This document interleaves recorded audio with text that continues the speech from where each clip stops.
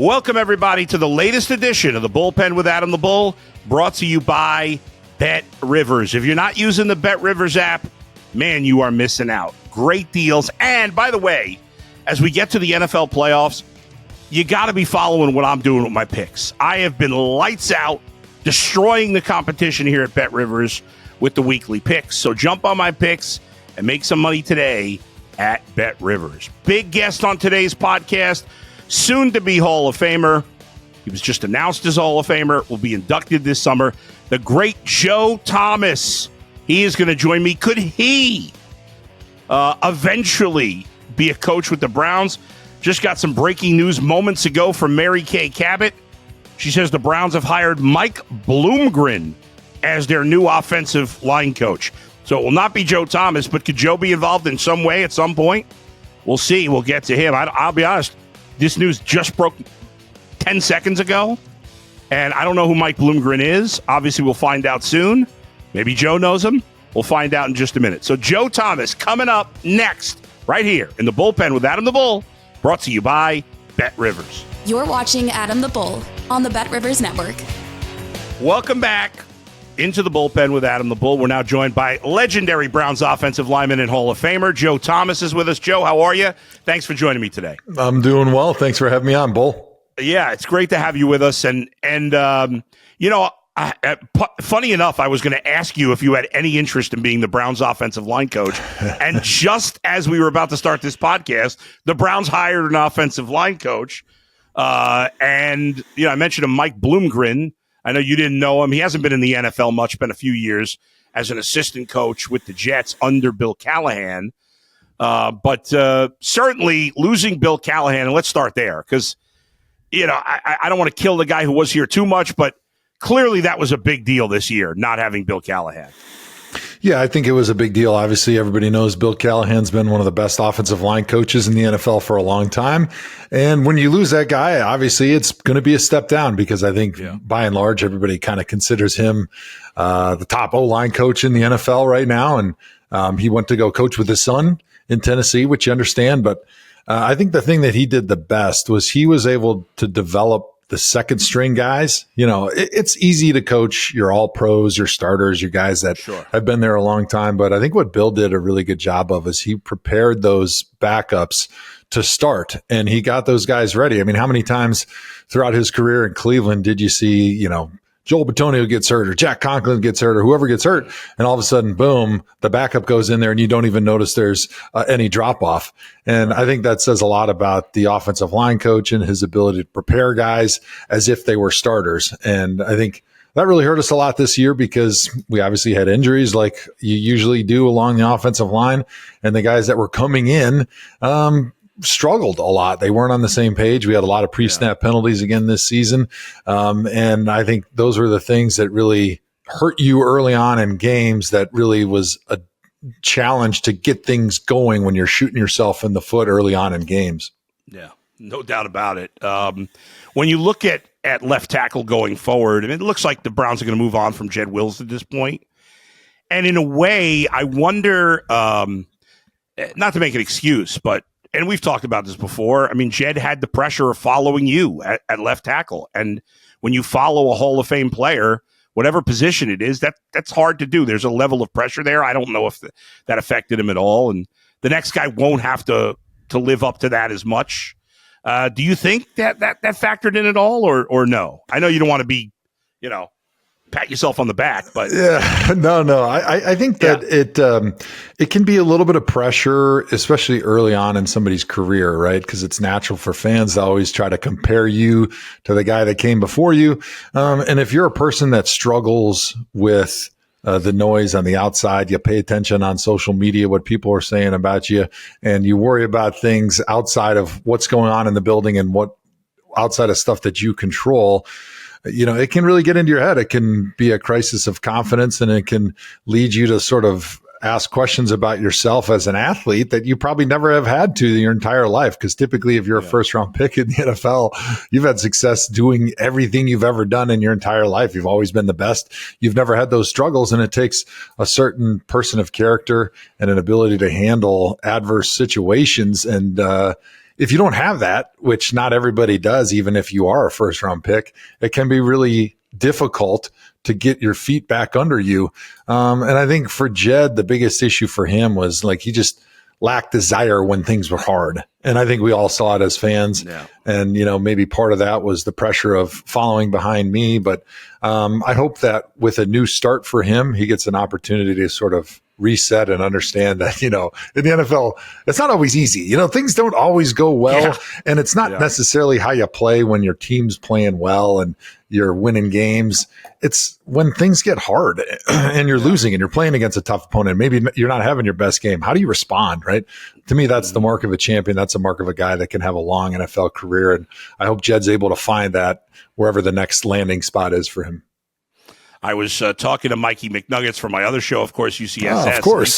Say hello for me. Yeah, I will. He said, hey, somebody tweeted the Browns should hire Joe as the offensive line coach, and Joe retweeted that. What does that mean? Can you ask him? Do you had the Germany experience. Obviously, I know you had a great time with that. Obviously, it's a whole lot more work to be a coach in the NFL. But is that, as you're now have moved further away from playing, is that on the radar at all? I love coaching.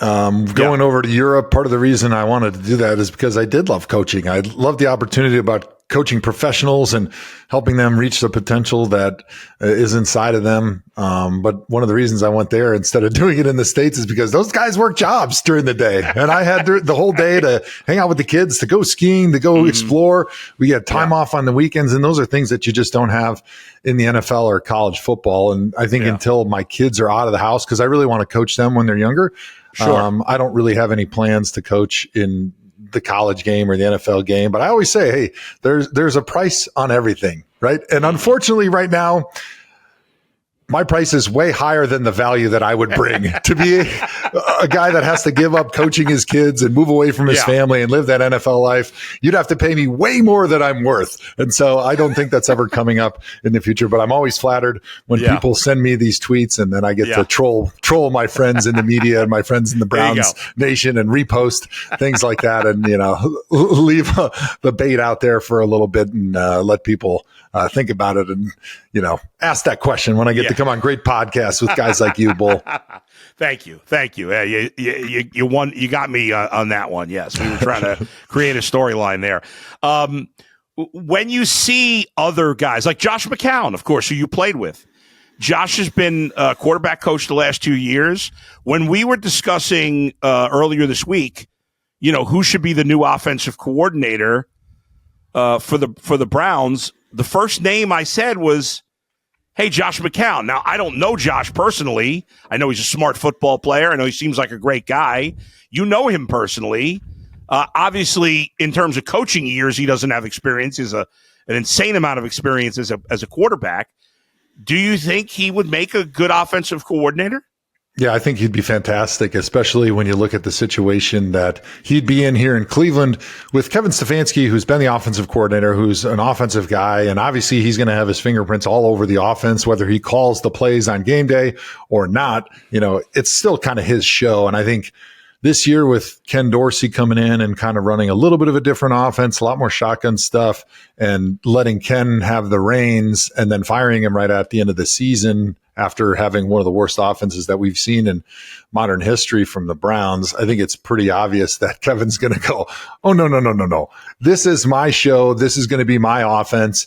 The offensive coordinator that I bring in is going to help me. He's going to be complementary to what I do. He's going to take some of the load off of my work during the week, and probably going to have a big influence on coaching the quarterback, which would be perfect for Josh, right? Because, Kevin's got all these duties as a head coach. He's got to manage the team. He's got to manage ownership. He's got to meet with the media and manage expectations there. And, you always want to have your thumb on the pulse of the guys in the locker room, and you're bouncing around, you're coaching your coaches.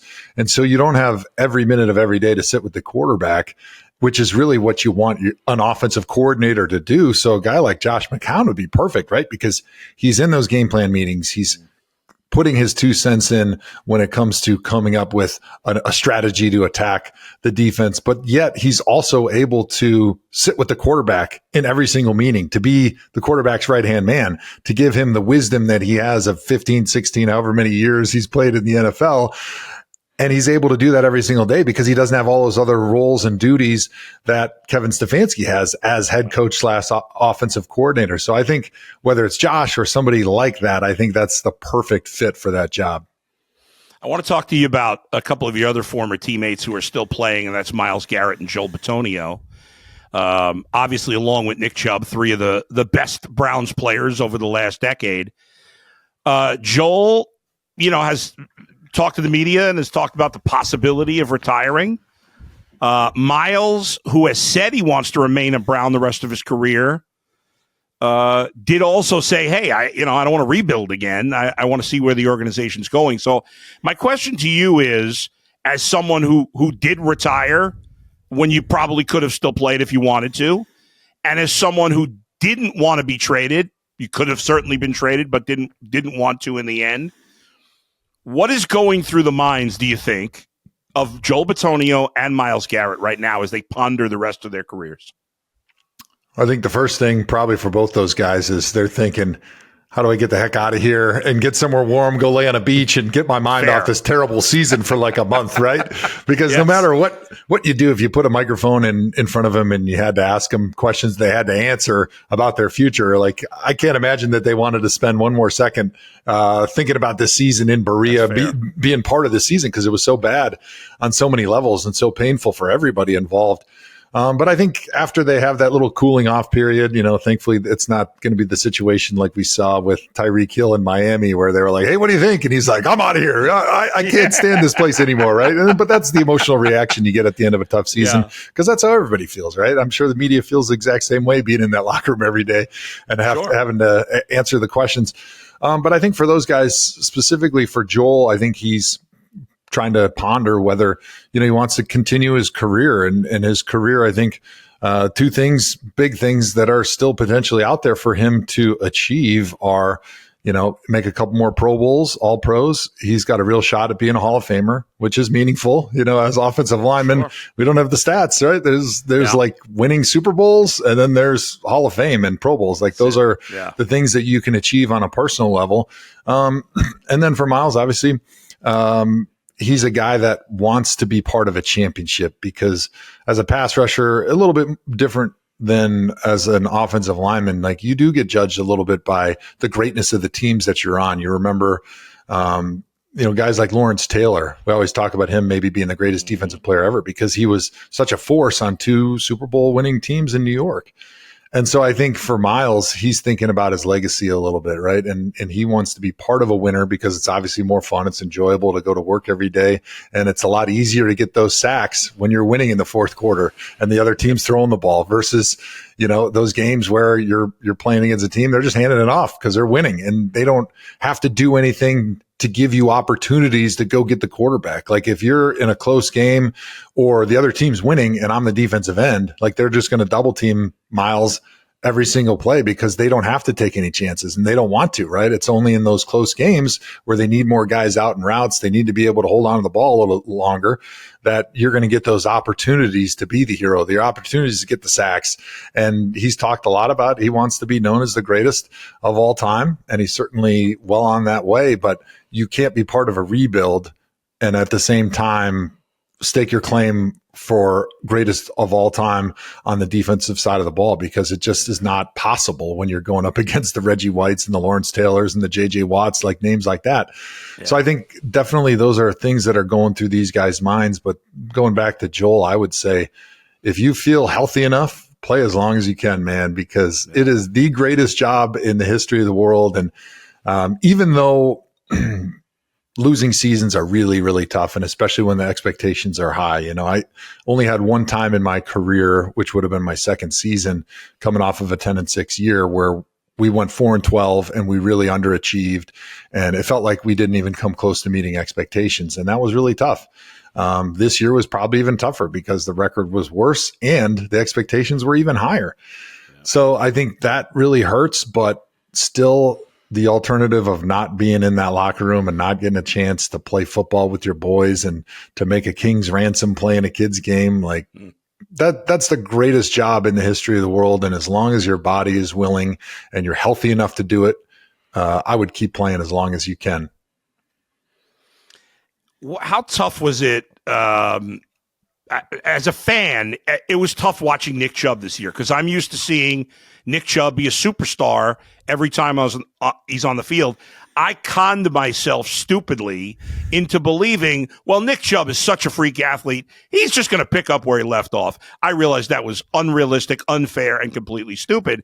I'm hoping after a full year that maybe he can play at a high level again next year, but I don't know. He's older, and as we know, at that position more than any other, guys can, no matter how good they are, can go off a cliff in a hurry. We've seen Sean Alexander and Todd Gurley and on and on and on. Guys who are great, and then they're gone in 2 years. But from your perspective, as someone who obviously played at a high level, what was it like watching Nick, and do you still think he has good play in him? So there's a few positions on the football field where split seconds in speed and agility make a big difference, right? And cornerback, receiver, like you lose a little bit of that, it's really difficult to continue to play because smarts, technique only can make up so much. In the end, it's a speed game. And if somebody's got a half step on you, which is a split second in your 40, like that's the difference between winning a rep and losing a rep. And it's the same thing at the running back position. You know, offensive linemen, we're lucky because so much of what we do is technique based. It's strength based, which, you know, even if you get injured, like you're not losing a lot of strength typically. And even if you get slower as you get older, typically your brain's moving faster because you understand things. So the game slows down for you faster than you slow down for the game. So it's easier for guys like me, guys like Joel to play longer, even though you're getting old and slow and, you know, you're just not the athlete that you used to be. But running back's a tough one, right? Because, you know, like I said, that one step is the difference between being tackled in the hole and being gone for 40 or 50 yards. And I said on Cleveland Browns Daily during the season when I was with Bo and Nathan in the middle of the season when it looked like, you know, things were kind of over, right? We're not making the playoffs this year. And we talked about, you know, what do you want to get from the rest of the season? And one of the questions was about, you know, should we put Nick Chubb on the bench or should we play him? And I said, honestly, I think as a guy who had to come back from my own ACL rehab, now different than his because he had 2 surgeries last year because it was such a bad injury. And he's had one previously in college. However, I think that for me, the best thing that I did was the year after I tore my ACL, I played every single game of the season. And that helped build my strength, my balance, my speed back up. And so my point was like, I want to see Nick Chubb play the rest of the season and get an opportunity to continue to strengthen that leg. Now, I don't want to overwork him. I don't want to give him 25 carries a game, but I want to give him an opportunity to get that strength and that balance and that quickness and that speed back in a way that you can only really do by playing the game of football. So I was really happy that, you know, he was able to play most of the season. Obviously he had that injury at the end of the year. Thankfully it wasn't his knee. And I think that injury won't affect him other than, you know, the rehab that he's going to have to go through. But I think it was really good for him to be able to at least continue to strengthen and rehab that knee by playing football for most of the season.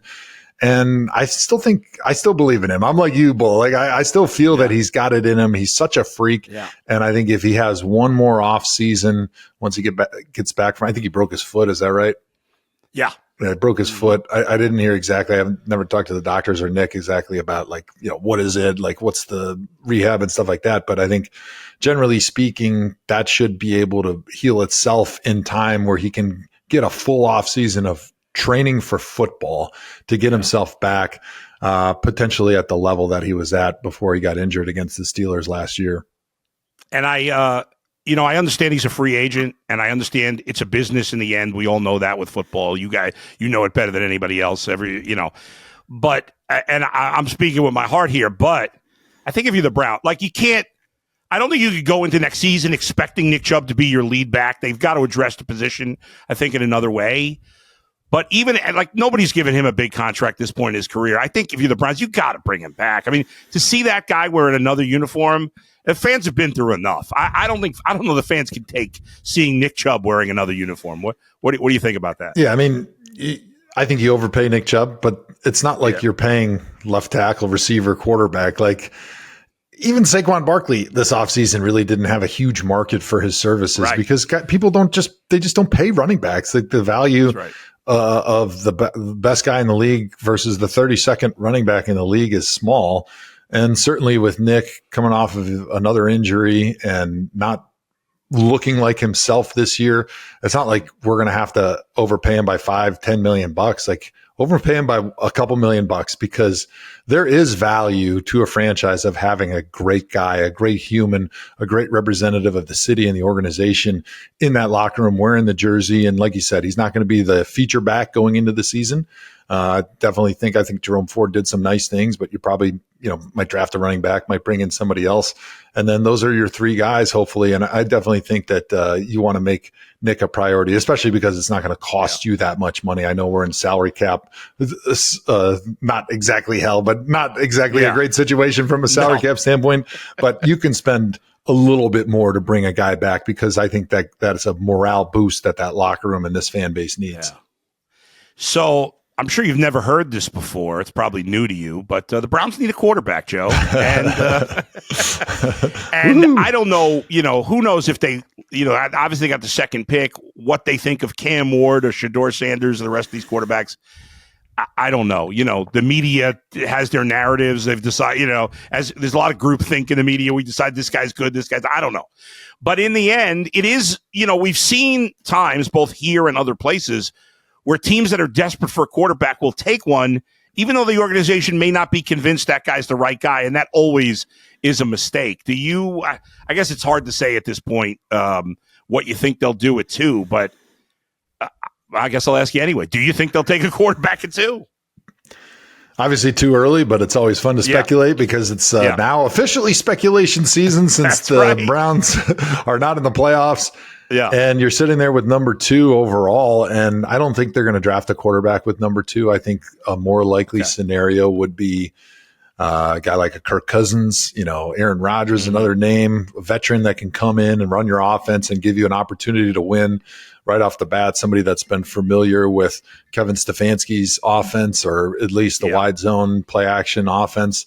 But also I think it's intriguing what's going on in Minnesota. I mean, we do hold the second pick, and if they decide, hey, Sam Darnold is our guy long-term, we want to lock him up, and maybe J.J. McCarthy's a guy that we can use as a resource, and maybe the Browns trade the second pick and something else and package and do something like that. I think that would probably be the most likely option, other than them falling in love with Cam Ward or Shedeur Sanders at some point in the process, which, that could happen, of course, but I think it's probably more likely. And with the team being more veteran based, more ready to win now from a makeup standpoint of the roster, I think it's probably more likely that they bring in somebody that's got more experience, that's a little bit more ready to go, rather than bringing in one of those 2 rookies, which all I'm going on is, like you said, the groupthink of the media. I haven't watched film on them, and even if I did, I'm no quarterback expert, but they all say basically that everybody last year that went in the first round was better than the 2 guys that are going to go in the first round this year. And when I hear that, I say that those guys probably aren't ready to play right away, or at least not play well enough to make the playoffs with this team. And so I'd rather have them go a different route, especially when you do have the second pick overall, which is a big chip when it comes to trade bait. And, we've seen Andrew Berry and company very willing to make moves, trade draft picks, trade players, and to set themselves up the way they feel the roster is best set up for success right now. Travis Hunter could be the pick at 2. Guy played cornerback and wide receiver, played like every play. It's crazy.